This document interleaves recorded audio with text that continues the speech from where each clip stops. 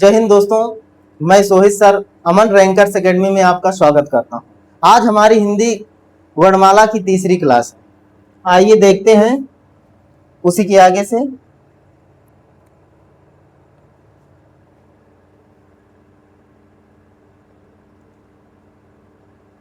कल अल्पप्राण और महाप्राण पढ़ाए थे, उसके आगे अब स्वर घोषत्व तंत्र में कंपन के आधार पर व्यंजन के दो भाग हो जाते हैं, दो भागों में बांटा गया है। पहला अघोष, दूसरा सघोष। अघोष अघोष क्या होता है? अघोष जिन व्यंजन वर्णों के उच्चारण में हमारी स्वर तंत्रियां में कंपन नहीं होता उसे अघोष व्यंजन कहा जाता है। उसे क्या कहा जाता है? उसे अघोष व्यंजन कहा जाता है। जिन व्यंजन वर्णों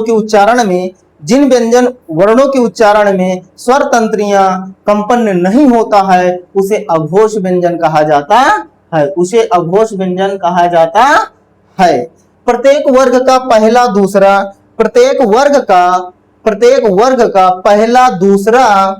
वर्ड क्या होता है? अघोष वर्ड होता है। क्या होता है भैया? अघोष वर्ड होता है। ये वर्ग है का वर्ग, चा वर्ग, टा वर्ग, ता वर्ग, पा वर्ग। 4 वर्गों में बांटा गया है। प्रत्येक वर्ग का पहला और दूसरा वर्ड क्या होता है? अघोष होता है। अघोष किसे कहते हैं? जिन व्यंजन वर्णों के उच्चारण में स्वर तंत्रियां में कंपन नहीं होता है उसे अघोष व्यंजन कहते हैं। प्रत्येक वर्ग का पहला, दूसरा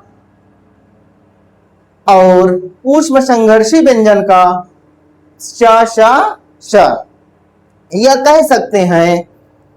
हम कह सकते हैं इंटर के बाद ट्रिपल सी। इंटर के बाद ट्रिपल सी ये क्या होता है? अघोष होता है। इंटर के बाद ट्रिपल सी ये क्या होता है? अघोष। मतलब पहला वर्ग, पहला, दूसरा और ट्रिपल सी, तालव्य, मूर्धन्य और दंत। ये ट्रिक है। ये क्या है? ये ट्रिक है भैया, याद करने का ट्रिक है। इंटर के बाद ट्रिपल सी, इससे याद कर सकते हैं। इंटर के बाद ट्रिपल सी, पहला वर्ग, दूसरा वर्ग और तीनों सा, तालव्य, मूर्धन्य और दंत।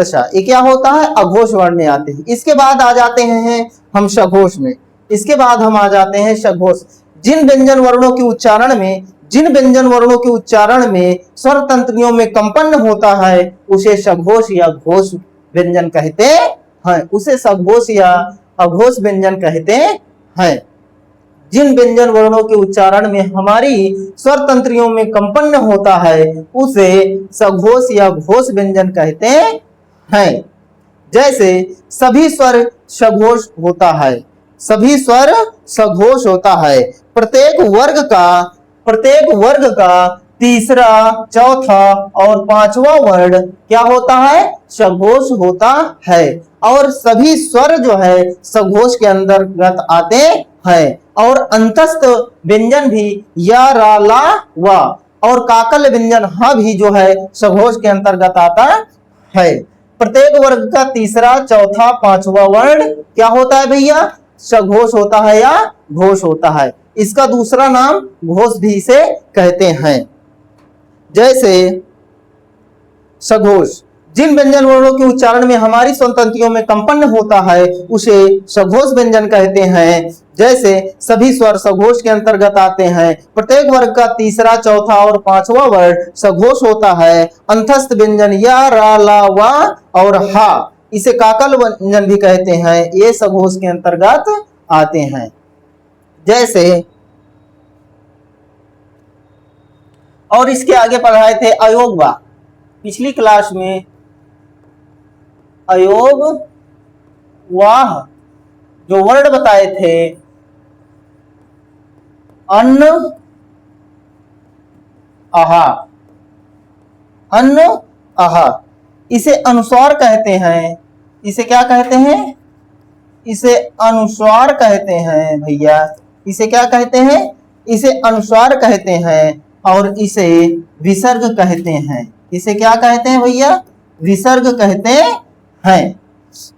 जैसे उच्चारण स्थान के दृष्टि से इसे अकह विसर्ग कंठाराम, ये कंठ से बोला जाता है और ये नासिक के व्यंजन से बोला, इसका उच्चारण स्थान नासिक होता है। क्या होता है?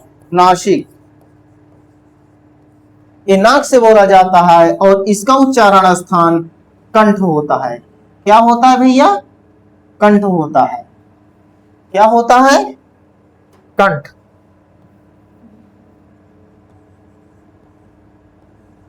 इसका उच्चारण स्थान कंठ से होता है।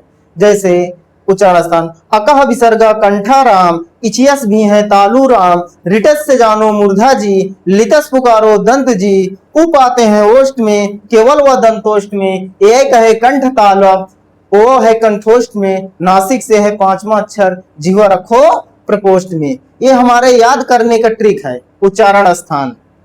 उच्चारण स्थान याद करने का ये ट्रिक है। जैसे अकह विसर्ग कंठाराम, इचियस भी है तालू राम, रिटस से जानो मूर्धा जी, लितस पुकारो दंत जी, उप आते हैं ओष्ठ में केवल वह दंतोष्ठ में, एक है कंठ तालु ओ है कंठोष्ठ में। और जो होता है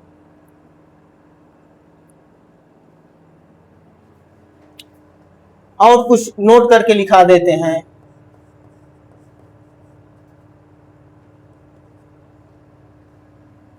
हिंदी का पाणिनि किसे कहा जाता है? हिंदी का पाणिनि आचार्य किशोरीदास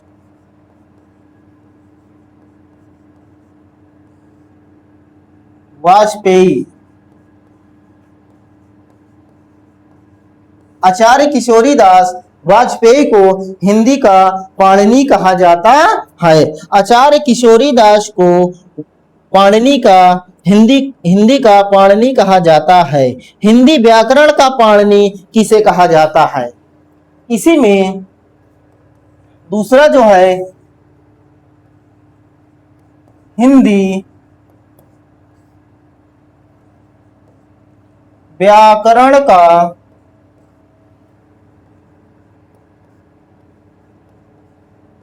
पाणिनि किसे कहा जाता है?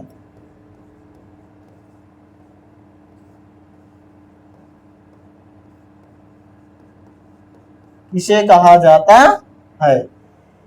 हिंदी व्याकरण का पाणिनि किसे कहा जाता है? हिंदी पाणिनि का व्याकरण किसे कहा जाता है? हिंदी व्याकरण का पाणिनि किसे कहा जाता है? आचार्य कामता प्रसाद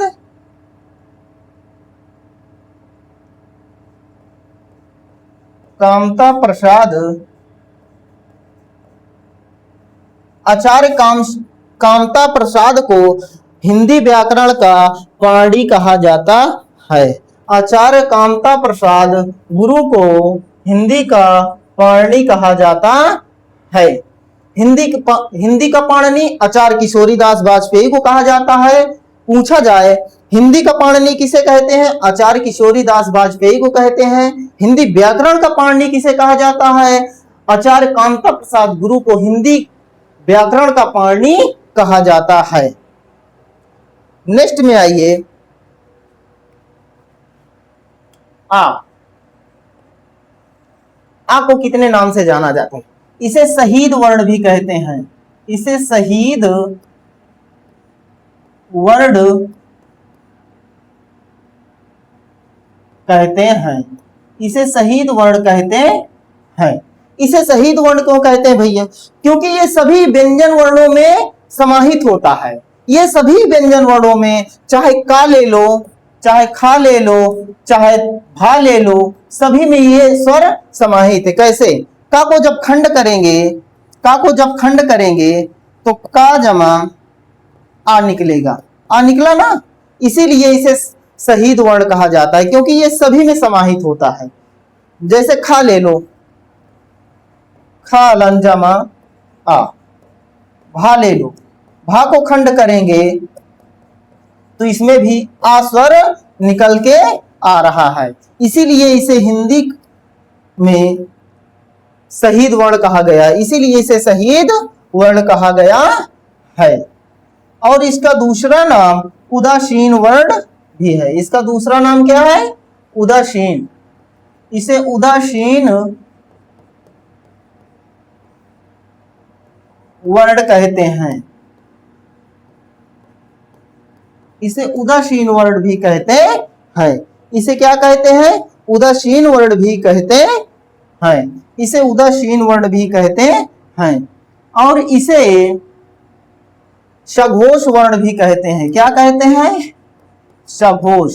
क्योंकि सभी स्वर क्या बताए थे? सभी स्वर किस में आते हैं? सघोष या घोष में आते हैं। और इसे सघोष या घोष वर्ण भी कहते हैं। इसे घोष या सघोष वर्ण भी कहते हैं, क्योंकि सभी स्वर जो है सघोष में होता है। इसे अल्प प्राण भी कहते हैं, क्योंकि सभी स्वर जो है अल्प प्राण के अंतर्गत आते हैं, इसीलिए इसे अल्प प्राण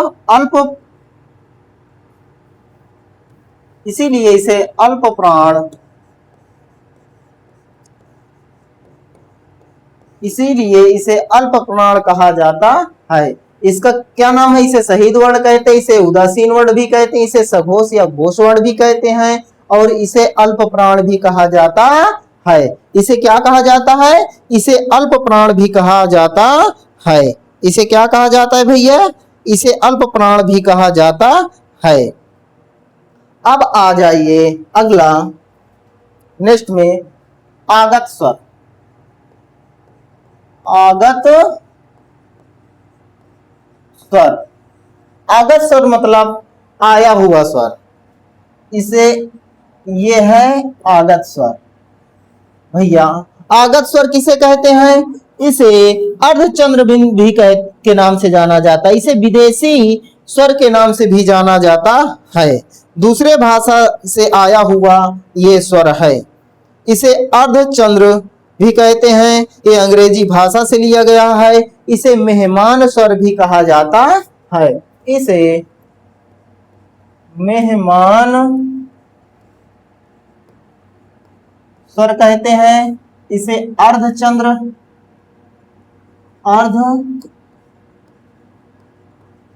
भी कहते हैं। इसे अंग्रेजी भाषा से लिया गया है। इसे अंग्रेजी भाषा से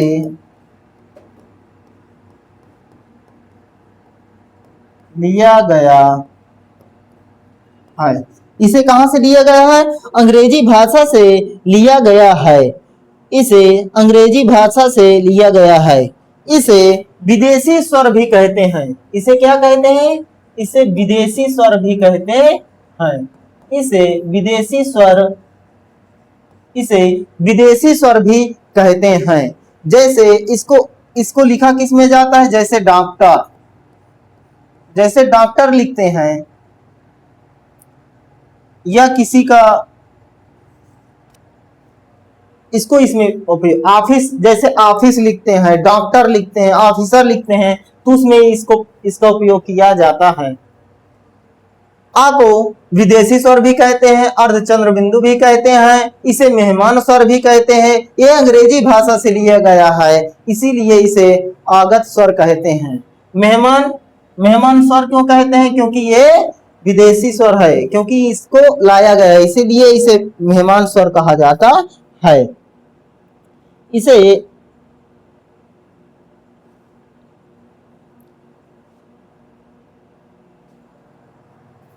इसके बाद पीछे आ जाते हैं। हम आज स्वर घोषत्व तंत्र में कंपन के आधार पर व्यंजनों को दो भागों में बांटा गया है। पहला अघोष, दूसरा सघोष। अघोष के बारे में बता दिए भैया, अघोष के बारे में बता दिए हैं। अघोष उसे कहते हैं जिन व्यंजन वर्णों के स्वर तंत्रियों में कंपन नहीं होता है, उसे अघोष कहते हैं। प्रत्येक वर्ग का पहला और दूसरा सा सा सा, इंटर के बाद ट्रिपल सी, इंटर के बाद ट्रिपल सी, इंटर के बाद ट्रिपल सी, ट्रिपल सी के मतलब तीनों सा, ट्रिपल सी के मतलब तीनों सा, सी के मतलब तीनों सा, और इंटर के मतलब पहला दूसरा वर्ग, पहला दूसरा वर्ग और तीनों सा, ये क्या है? सघोष होते हैं। ये क्या होता है भैया? सघोष होते हैं। याद करने का ट्रिक, इंटर के बाद ट्रिपल सी, सभी सघोष, सभी अघोष, सॉरी सभी अघोष। इसके बाद नेक्स्ट आ जाते हैं अघोष। जिन व्यंजन वर्णों के उच्चारण में हमारी स्वतंत्रियों में कंपन होता है, उसे हम अघोष कहते हैं। उसे क्या कहते हैं? उसे सघोष कहते हैं, सॉरी उसे क्या कहते हैं? उसे सघोष या घोष कहा जाता है, उसे सघोष या घोष कहा जाता है। प्रत्येक वर्ग का पहला दूसरा, प्रत्येक वर्ग का तीसरा चौथा और पांचवा वर्ण सघोष होता है। प्रत्येक वर्ग का तीसरा चौथा और पांचवा वर्ण क्या होता है? सघोष होता है। इसमें अंतस्थ व्यंजन भी आता है, या रा ला वा, ये सब किसके अंतर्गत आते हैं? या रा ला वा, ये जो चार अंतस्थ व्यंजन होते हैं ये भी घोष के अंतर्गत आता है। और सभी स्वर किस में आते हैं? सघोष में आते हैं। सभी स्वर सघोष में आते हैं, सभी स्वर सघोष में आते हैं, सभी स्वर सघोष में आते हैं। सभी स्वर कौन कौन? जैसे आ, जैसे आ ई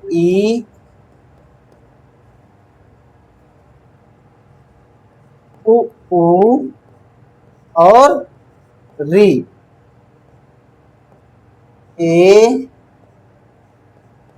आए ओ आओ, ये सब किस में आते हैं? एक इनकी संख्या कितनी? 11, 2 2 4 2 6 2 8 2 10 1 11, ये सब किस में आते हैं? सभी स्वर सघोष या घोष के अंतर्गत आते हैं। प्रत्येक वर्ग का तीसरा और चौथा और पांचवा वर्ण, प्रत्येक वर्ग का तीसरा चौथा और पांचवा वर्ण जो है घोष के अंतर्गत आता है। और अंतस्थ व्यंजन या रा ला वा, ये किस में आते हैं? सघोष के अंतर्गत आते हैं। उसके बाद अयोग वा आ जाते हैं। अयोग वा में क्या पढ़ा है? अन्न और आहा। अन्न को जो है अनुस्वार कहा जाता है, आहा को विसर्ग कहा जाता है। इसे कंठ से इसका उच्चारण स्थान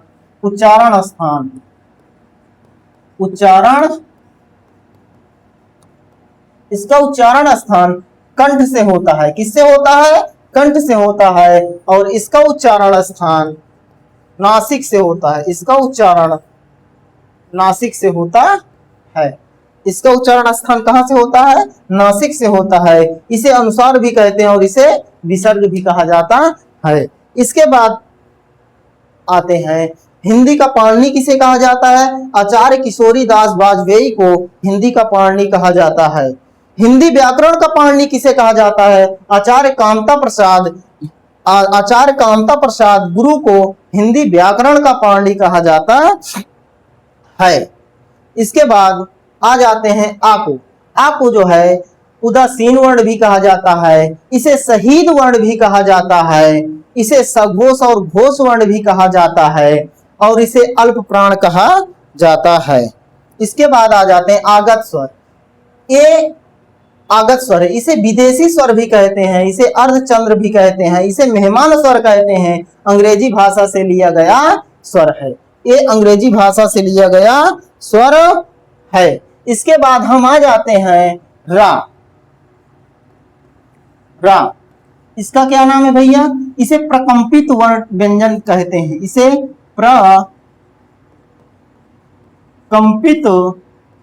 प्रकंपित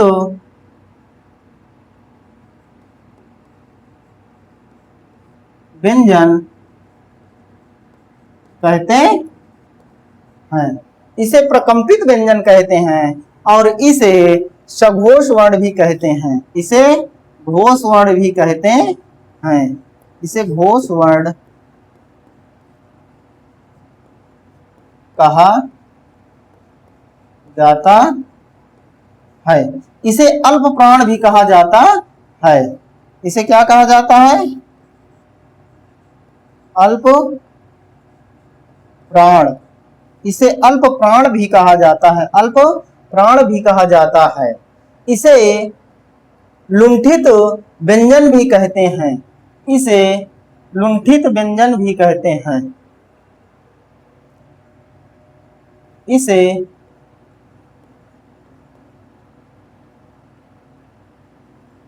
लुंठित व्यंजन, इसे लुंठित व्यंजन कहते हैं। इसे क्या कहते हैं? इसे लुंठित व्यंजन कहते हैं और इसे प्रकंपित व्यंजन भी कहते हैं। इसे घोष वर्ण कहा जाता है। ये अल्प प्राण वर्ण भी है। अल्प प्राण भी कहा जाता है। अल्प प्राण भी कहते हैं। अल्प प्राण भी कहते हैं। इसके बाद आ जाते हैं ला को देखते हैं। क्या? एक होता है ला। इसे पार्श्विक व्यंजन कहते हैं। इसे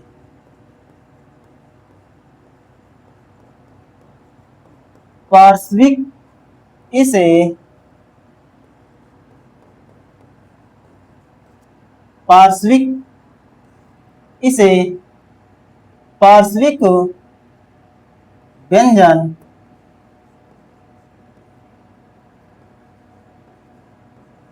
कहते हैं। इसे पार्श्विक व्यंजन कहते हैं। ये भी किस में आता है? सघोष में। ये घोष में आता है। इसको भी क्या कहते हैं? घोष कहते हैं। ये भी अल्प प्राण के अंतर्गत आता है। इसे भी अल्प प्राण कहते हैं। अल्प प्राण भी कहते हैं। अल्प प्राण भी कहते हैं। इसे अल्प प्राण भी कहते हैं। इसके बाद आ जाते हैं या वा। या वा, इसे अर्ध स्वर कहते हैं। इसे क्या कहते हैं? अर्ध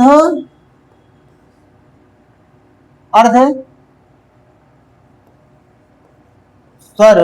अर्ध स्वर भी कहते हैं। इसका क्या नाम है भैया? अर्ध स्वर। इसे अर्ध स्वर भी कहते हैं। इसे अर्ध स्वर भी कहते हैं। इसे अर्ध स्वर भी कहते हैं। इसे अर्ध स्वर भी कहते हैं। और एक होता है स्पर्श संघर्षी व्यंजन। स्पर्श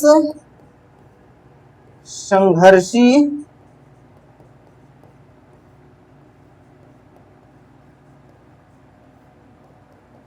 स्पर्श संघर्षी व्यंजन किसे कहते हैं? चा, छ, ज और झ। इसे स्पर्श संघर्षी व्यंजन कहते हैं। इनकी संख्या कितनी है? 4। ये कितने होते हैं? 4 होते हैं। इसीलिए इसे स्पर्श संघर्षी व्यंजन कहते हैं।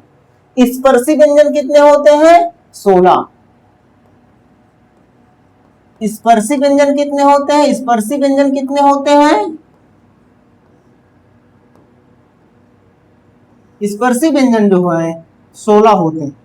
कितने होते हैं? 16 होते हैं। क वर्ग का का खा गा घा चा छा जा झा, ये जो है स्पर्शी व्यंजन। और स्पर्श व्यंजन जो होता है उसे वो 25 होता है। स्पर्श व्यंजन जो होता है, स्पर्श व्यंजन अलग है। स्पर्श व्यंजन जो होता है ये 25 होता है। ये कितने होते हैं? ये 25 होते हैं। ये कितने होते हैं भैया? 25 होते हैं। ये कितने होते हैं? स्पर्श व्यंजन जो होते हैं ये 25 होते हैं। कितने होते हैं? 25 होते हैं। स्पर्श व्यंजन जो होते हैं ये कितने होते हैं भैया? 25 होते हैं। स्पर्श व्यंजन जो होते हैं ये 25 होते हैं। स्पर्शी व्यंजन जो होते हैं ये 16 होते हैं। क वर्ग, ट वर्ग, त वर्ग, प वर्ग के चार चार वर्ण ये क्या होते हैं? स्पर्शी व्यंजन होते हैं। स्पर्शी व्यंजन होते हैं।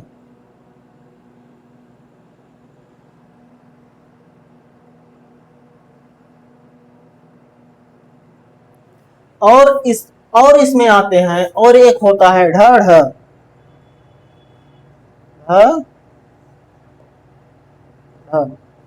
इसे द्विगुण व्यंजन कहते हैं। इसे क्या कहते हैं? द्विगुण। इसे द्विगुण व्यंजन कहते हैं।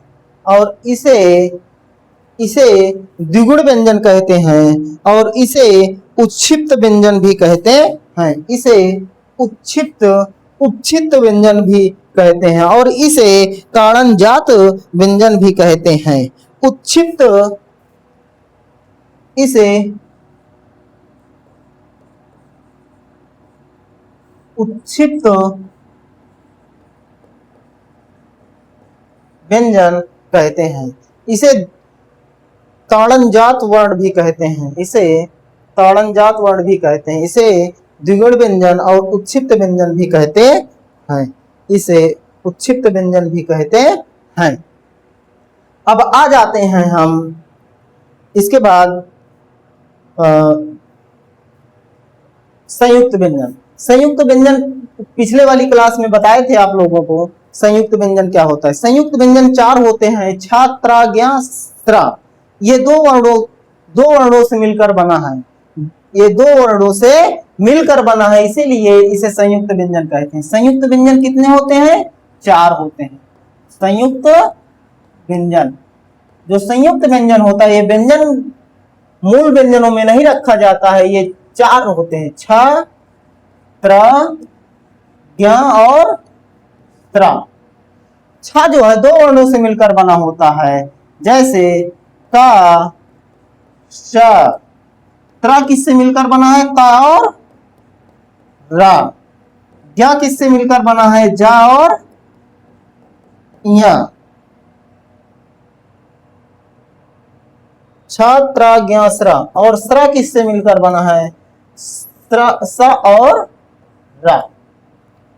स्र किससे मिलकर बना है? इसीलिए इसे संयुक्त व्यंजन कहते हैं। क और श से मिलकर बने हुए वर्ण क्या कहलाते हैं? संयुक्त व्यंजन कहलाते हैं। क्या कहलाते हैं भैया? संयुक्त व्यंजन कहलाते हैं। जो पांचवा अक्षर क्या होता है? क ख ग घ इया और अड़ा, ना और मा। 1 2 3 4 5। ये जो पांच वर्ण होते हैं, ये जो पांच वर्ण होते हैं, इसे पांचवा अक्षर कहते हैं। पांचवा अक्षर कहते हैं। इसे इसका उच्चारण स्थान नासिक है। क्या है? नासिक। क्या है भैया? नासिक। इसका उच्चारण स्थान नाक से होता है। ये पांच क वर्ग का पांचवा वर्ण, छ वर्ग का पांचवा वर्ण, क वर्ग का पांचवा वर्ण और प वर्ग का पांचवा वर्ण, त वर्ग का पांचवा वर्ण, त वर्ग का पांचवा वर्ण, ये सब क्या होते हैं? नासिक वर्ण होते हैं। इसे नासिक व्यंजन भी कहते हैं। और इसके बाद आ जाते हैं नेक्स्ट। इसके बाद हम आ जाते हैं नेक्स्ट। कहां तक हुआ भैया?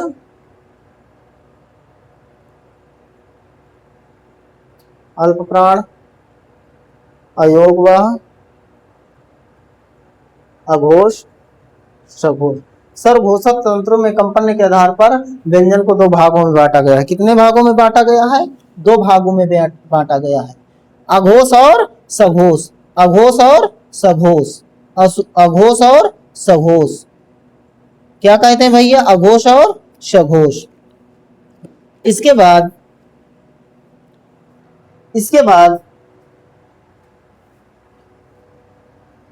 इसमें अल्प प्राण भी लिख सकते हैं। पहला, तीसरा और पांचवा अल्प प्राण नीचे।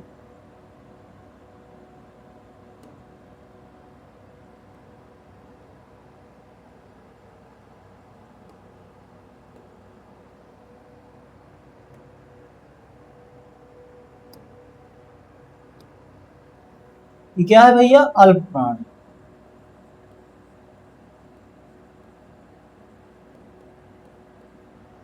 पहला, ये भी क्या है? अल्प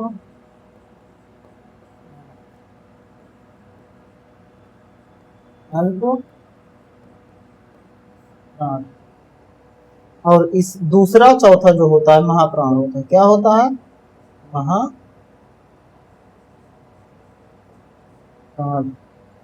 क्या होता है? दूसरे क्लास में महाप्राण क्या होता है?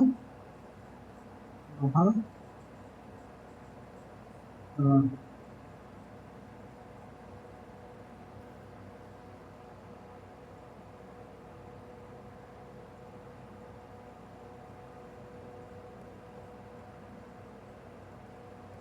महाप्राण क्या होता है भैया? महाप्राण।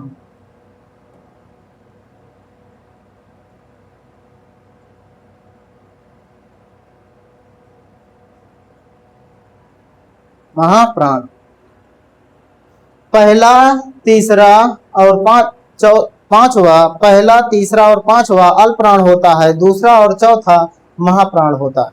क्या होता है? महाप्राण होता है। इसके बाद आज की क्लास यहीं तक, वर्णमाला हमारा समाप्त हो रहा है। वर्णमाला हमारा जो है समाप्त हो गया। अब जो कुछ भी छूटा हुआ है प्रैक्टिस सेट में कराया जाएगा। ठीक है दोस्तों, आज की हमारी क्लास यहीं तक। जय हिंद।